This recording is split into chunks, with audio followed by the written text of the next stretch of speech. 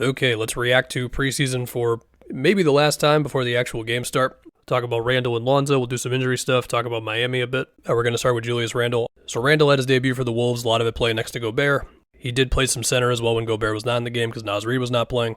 Thought he had a number of good passes. He took some very normal Julius Randle shots. He also had 0 threes, which I don't know what to do with. But yeah, let's start with the passing. I mean, you saw him get passes out of the post, whether it was to like Jaden or Ant, and the Wolves made it clear that when Randle's in the post, I mean, one time they did clear the entire side of the floor for him, but on 2 of his post-ups, they had like McDaniels or Ant like one pass away for the easy kick-out, right? You had him like screening for Ant a couple times. You had him and Gobert running some screen actions with Randle as the ball handler, which is something that Gobert and Cat would do, like not a million times a game, but it would happen more than never. And then what was probably my favorite pass of his at the night was not actually an assist for him, it was an assist for Dante, but he found Dante on a cut after they faked a handoff action, and then Dante made a nice kick out to Minot for a corner 3, who the Wolves have been very happy with in the preseason so far.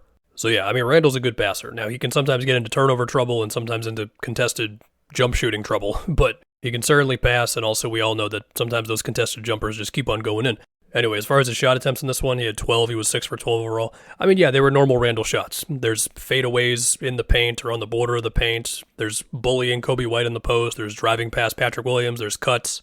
Made some, missed some. I do think that the moments where it's Randle idling with the ball, maybe like after a screen action or whatever, the defense kind of sagging in a little bit with Gobert in the dunker spot, I will say I did get a little queasy looking at some of those plays. And sure, Randle has made a career out of making baskets in those situations, and they got Ant who can float around, and Dante who's going to give more shooting. Like, they have the talent to get through these situations, but they're just going to have to get through those offensive possessions. And we know that their offense last year already was not perfect.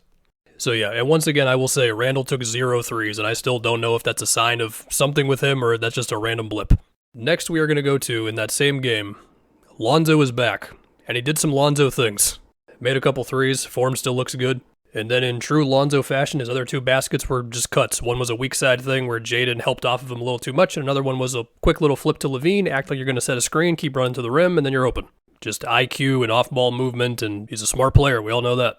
And yes, he also got a block and a steal both times on Randle in the post, just being a help defender. And also, and this is the true Lonzo experience, he just did some stuff that won't show up in the stat sheet, like a quick double team on Ant, which forced the ball out of his hands.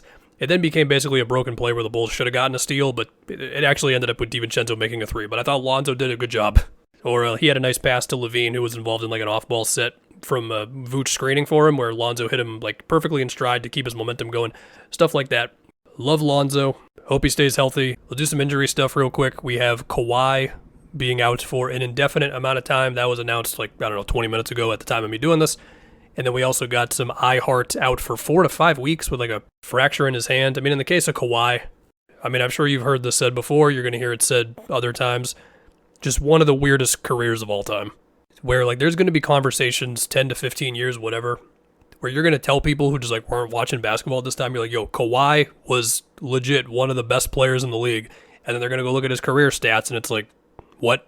And then you pull up like the clip on YouTube of LeBron looking back at the scorer's table when Kawhi's checking into the game, or you can just watch the whole Raptors playoff run. Or hell, his round 1 against the Suns just not too long ago before he went down after, 1 or 2 games? As always, you hope the best for Kawhi. You hope the best for anybody with an injury, of course. And as for the Clippers, it's the James Harden show, man, except it's the mid-30-year-old James Harden show, not the 27-year-old James Harden show. And also, the Clippers do not control their own draft pick until 2030. At least I think so. If I got that wrong, my bad.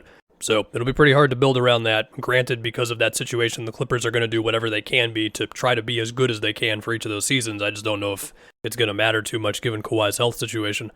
As far as the Thunder, who do have a lot of Clippers picks coming their way, including one this season, yeah, the Thunder could be in the rare situation of a really good team who possibly is getting lottery picks or at least like mid-first round picks. And also Philly's got some Clippers picks coming their way as well. Now, in the case of iHeart being out, well, I don't get to enjoy the Chet iHeart lineup at least for a little while. I will covet the time I got in preseason, at least for about a month. They also currently might not have a backup big, depending on the health status of big Jalen Williams. They'll figure it out. They'll win a bunch of games over this stretch anyway. Real quick thing on Sengun. Number 1, he looks to be in the best shape of his career. Number 2, he's been very good on free throws so far, 90% in the preseason. And he took 12 in one game, I believe. I'm speaking it into existence, all-star Sengun season. Let's talk about Miami. First off, we got Bam shooting threes. Bam already does so much for this team. I think there's reason to be optimistic and pessimistic about Bam's ability to shoot threes. The optimistic take would be, well, his form is fine, his free throws have been good, and he's good on those free throw line jumpers where they're technically shots in the paint, but they're basically just jump shots. And the pessimistic approach would be, we've just never seen him taking jump shots this far out, whether they're long twos, threes, you get it. And then as far as Miami overall, well, for one, we've actually seen their real starting five. It's Jimmy, Bam, Hero, Rozier, and Jovic. I would say the floor looks pretty spaced out at the beginning of possessions, and then once some stuff actually happens and you get some drivers, suddenly the floor can become a little cramped, but obviously that's opportunities for kickouts and skips and the whole thing. Now, the other Bam three-point conversation is, even if Bam proves to be a real three-point shooter, how much is he going to have to do that until teams change the way that they guard him if he's like spotting up and all that stuff? Although I guess the counter to that would be, yeah, well, if you ignore him completely from out there, then he'll run a handoff action with one of the guards. Besides that, it feels like a good amount of the actions that Miami has run in this preseason have been for Rozier or Hero to either get a screen or run a handoff action with Bam or Jovic. There's been a little bit of Jimmy in there for those screens, and of course you're still getting your Jimmy possessions here and there, but I mean there's already a Jimmy aggressiveness conversation in the regular season, so you know in the preseason he's not going to do too much. But yeah, my general takeaway was, while there are many things to care about with this offense between Jovic's development and if he can become like a high-end three-point shooter, Jaquez, who is already stressed about him wanting to become more of a three-point shooter because we know his inside scoring is good, seeing another season of Duncan Robinson's more all-around game with being a better ball handler and all that is cool. I think a lot of this is just going to come down to Miami fans. Your basketball fandom life is kind of in the hands of Terry Rozier and Tyler Hero. And I'll let you decide how you feel about that, but like it's going to be pull-up jumpers, it's going to be opportunities to make plays in the middle of the floor, and in the case of Hero especially, depending on his health. And yeah, I've liked some possessions here and there where he's flowing off of off-ball screens or setting a go screen for Jimmy or whatever. Like I do think the Tyler Hero a little more as an off-ball player thing. Like I think there's real potential there. So yeah, I don't know what I'm saying anymore. Also, real quick thoughts on Dalton Knecht's 35-point game. Yeah, it's preseason, but it was cool.